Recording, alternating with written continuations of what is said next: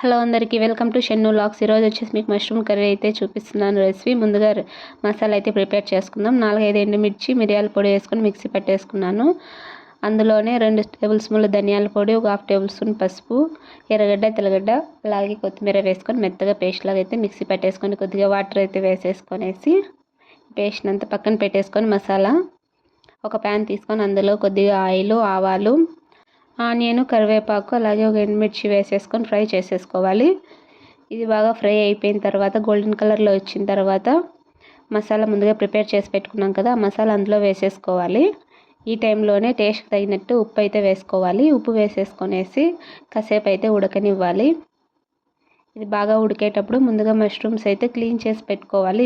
Mushrooms వచ్చేసి బయట కొన్నవి కాదు, చేనుల దగ్గర ఈ టైంలో దొరుకుతాయి కదా, వర్షాలు పడే టైంలో.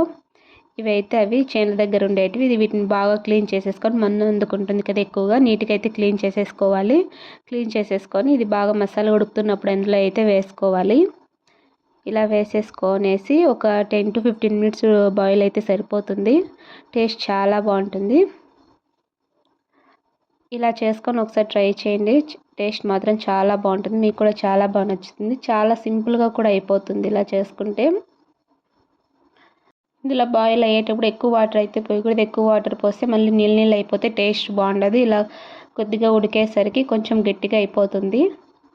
ఇలా ఉంటే టేస్ట్ చాలా బాగుంటుంది. చూసారు కదా, ఇలా ఉంటే సరిపోతుంది. ఇప్పుడైతే కర్రీ అయితే రెడీ అయిపోయింది. ఈ వీడియో మీకు నచ్చిందని అనుకుంటాను. నచ్చితే లైక్ చేయండి, షేర్ చేయండి, కామెంట్ చేయండి, అలాగే సబ్స్క్రైబ్ చేసుకోండి. Thanks for watching.